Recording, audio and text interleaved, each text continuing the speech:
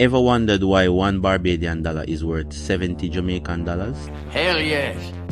Let me break it down fast. Barbados runs a fixed exchange rate.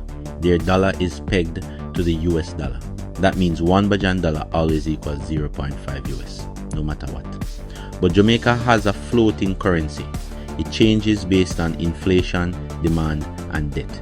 Jamaica has faced heavier inflation, more borrowing, and weaker exports.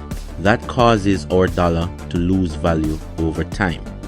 Barbados, on the other hand, kept tighter controls, smaller population, and focused more on tourism, foreign investment.